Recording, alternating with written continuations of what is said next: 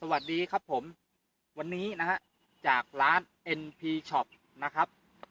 วันนี้นะฮะมารีวิวนะครับเป็นเครื่องบินบังคับนะฮะในรุ่นนะครับ XK X520 นะครับตัวเวอร์ชั่นใหม่ล่าสุดนะครับของค่าย XK นะครับผมนะตัวนี้นะครับมันจะรวมเป็น T in 1นะฮะคือ T in 1นะฮะหนึ่งเป็นทั้งเครื่องบินบังคับเป็นทั้งปีกบินเป็นทั้งโดรนในตัวเดียวกันนะฮะซึ่งคุณสมบัติพิเศษนะครับหลายๆท่านอาจจะได้ดูทางคลิปของร้านอื่นๆหรือทางคลิปของต่างประเทศนะฮะก็อาจจะรอชมทางร้านผมรีวิวอยู่นะครับก็จะขอรีวิวแบบตรงๆไม่โม้นะครับว่าคุณสมบัติมีอะไรบ้างนะฮะและการเล่นต่างๆเป็นยังไงนะฮะโอเคนะฮะเดี๋ยวฟังก์ชันคร่าวๆนะฮะหน้ากล่องที่เขาระบุไว้นะครับนะฮะก็จะเป็นระบบล็อกความสูงนะครับบิน360องศานะฮะระบบไจโร6แกนรีโมท 2.4 กิกนะครับอันนี้อะไรบินขึ้นโดยไม่ต้องใช้รันเวย์นะครับแล้วก็จะมีโหมด 3D นะฮะเนี่ยนะครับก็จะเป็นโหมดบินปกตินะครับคือแมนนวลนะฮะมีโหมดบิน6แกนมีโหมดบินแบบ 3D นะครับคร่าวๆก็จะประมาณนี้นะฮะแล้วเดี๋ยวให้ดูอุปกรณ์ในกล่องแล้วก็วิธีการประกอบและการเริ่มต้นในการเล่นนะครับ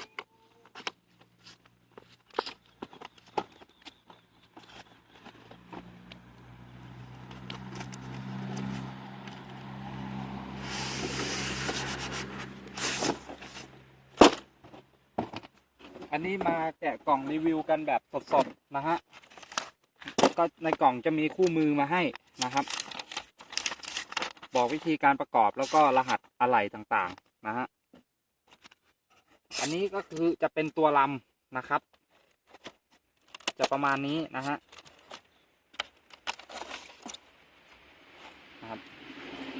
ความใหญ่ความกว้างนะครับความกว้างแล้วก็ความยาวของตัวลำนะฮะระบุไว้ข้างกล่องนะครับความยาวของปีกนะครับ535มิลลิเมตรนะความกว้างนะครับก็คือน่าจะประมาณ50 เซนครึ่งนะครับความยาวนะครับน่าจะความยาว415นะครับนะฮะก็จะตามนี้นะครับครึ่งเมตรครึ่งเมตรนะฮะความยาวของปีกครึ่งเมตรนะครับโอเคนะฮะตัวลำนะครับเป็น2มอเตอร์นะฮะมอเตอร์ตัวนี้น่าจะเป็นมอเตอร์บัลเลตนะครับเป็นมอเตอร์บัลเลตนะฮะซึ่งมอเตอร์บัลเลตดียังไงนะครับมันให้กำลังที่ดีอัตราเร่งดีเสียงมันเพาะนะครับแล้วมันก็ไม่มีการสึกหรอนะครับมีลูกปืนมีอะไรอย่างดีนะครับไม่มีแปลงถ่านนะครับเป็นมอเตอร์3 สายนะฮะทั้ง2ตัวนะครับอันนี้จะเป็นช่องใส่แบตเตอรี่นะครับแบตเตอรี่นะครับก็จะประมาณนี้นะครับเป็น2เซลล์นะครับก็คือ 7.4 โวลต์นะครับ900 มิลลิแอมป์นะครับที่ชาร์จเป็นที่ชาร์จ2เซลล์แบบนี้นะครับเมื่อเราชาร์จเต็มเนี่ยไฟจะตัดนะครับโอเคเดี๋ยวลองประกอบปีกให้ดูนะครับนี่นะฮะชุดล้อมีมาให้2ชุดนะครับใส่ชุดล้อหน้านะฮะจะใส่ประมาณตรงนี้นะครับส่วนตรงปีกตรงนี้นะฮะจะเป็นน่าจะเป็นกิฟล็อกนะครับชิ้นนี้จะเป็นพลาสติกนะครับใช้ยึดตรงปีกนะฮะมันจะมีฐานล้ออยู่ด้วยนะครับเป็นล้อเล็ก ตัวนี้ประกอบโดยที่เราไม่ต้องใช้กาวนะครับมันจะมีกิฟล็อกนะครับ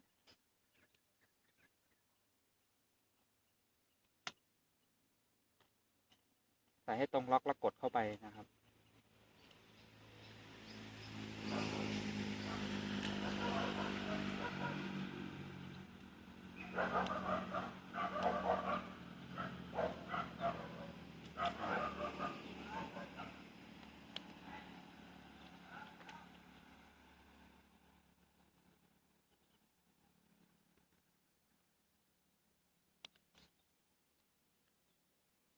มันจะมีกิฟล็อกนะครับใส่ดีๆนะฮะแล้วก็หมุนกิฟล็อกไว้นะครับทีนี้อีกข้างหนึ่ง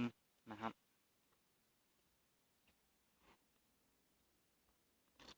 ข้างหนึ่งก็เหมือนกันนะฮะ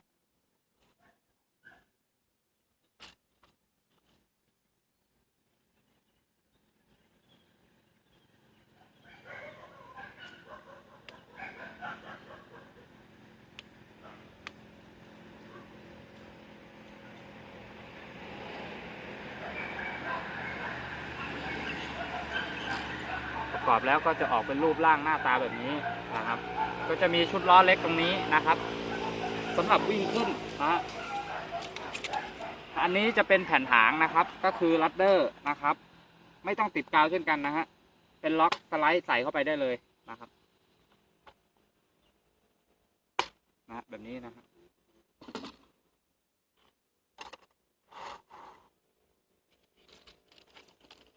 ใบพัดนะครับแถมให้ด้วยนะฮะ2 ใบนะครับ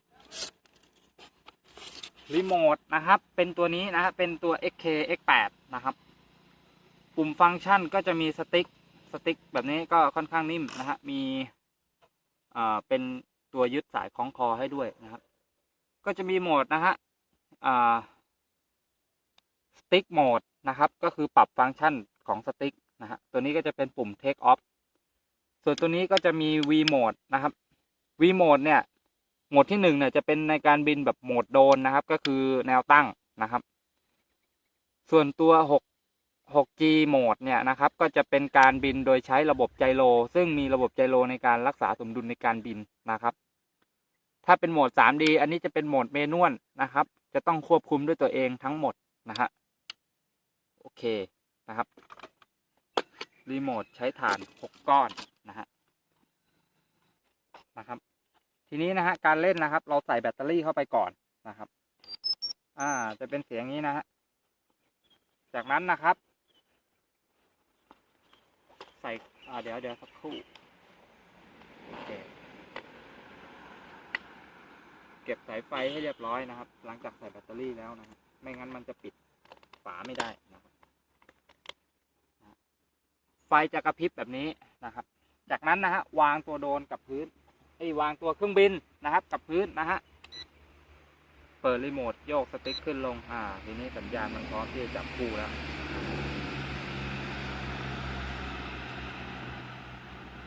นี่จะดูว่ามันจับคู่ยังนะฮะจับคู่แล้วนะครับ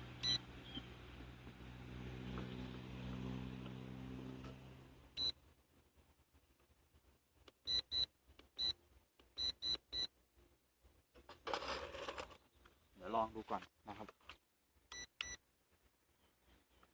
สตาร์ทมอเตอร์เห็นไหมใช้ลอง 6G สตาร์ทมอเตอร์สตาร์ทนี้นะฮะ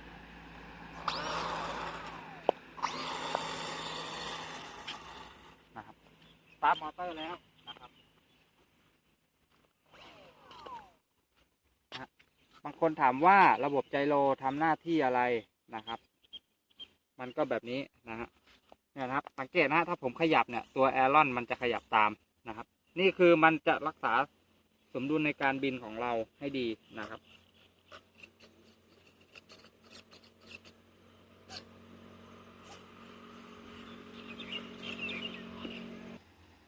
อันนี้เริ่มต้นบินนะครับในโหมดของ V Mode นะครับจะเป็นการบินโดยขึ้นโดยใช้รันเวย์นะครับจะเป็นการบินแบบโดรนนะฮะใครที่บินโดรนได้นะครับก็จะบินในโหมดนี้ได้นะครับดูนะฮะ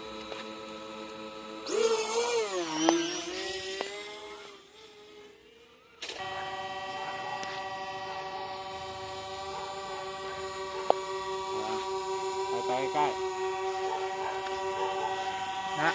ก็จะบินได้แบบนี้เลยนะครับ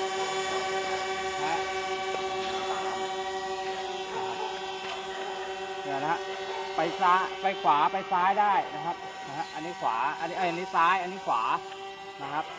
แล้วก็หมุนตัวแบบนี้ได้นะครับ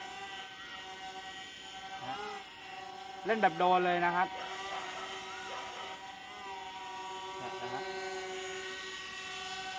เรียกได้ว่าหมุนได้รอบเลยนะครับเหมือนเครื่องบิน 3D นะฮะอันนี้มันจะมี3โหมดเลยครับเป็นโหมดเครื่องบินเป็นโหมดโดรนเป็นโหมด 3D นะครับเรียกได้ว่า3อย่างในลำเดียวนะครับซึ่งราคาแพงๆก็ไม่มีขนาดนี้นะครับเดี๋ยวทีนี้นะครับจะลองสับโหมดเป็นโหมด 6G นะถ้าเป็นโหมดเครื่องบินมันจะเป็นโหมดเครื่องบินเลยนะครับเนี่ยนะแบบเนี้ยนะครับอันนี้ก็จะเป็นเครื่องบินนะครับ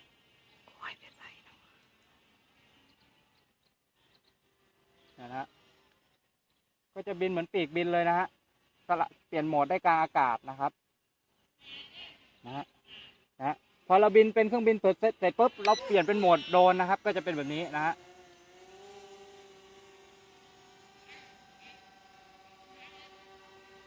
นะครับ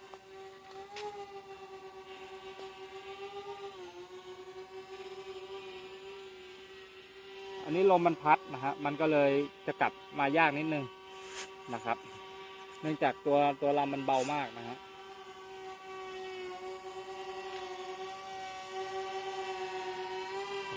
ราคานะฮะเดี๋ยวลงไว้ใต้คลิปนะฮะมันก็จะบินได้ประมาณนี้เลยนะครับส่วนรายละเอียดอื่นๆเนี่ยถ้าลูกค้าต้องการสอบถามเพิ่มเติมเนี่ยโทรสอบถามได้เลยครับในคลิปมีเวลาจำกัดอาจจะรีวิวรายละเอียดต่างๆได้ไม่ครบนะฮะสอบถามได้นะครับเดี๋ยวอันนี้จะลงนะครับ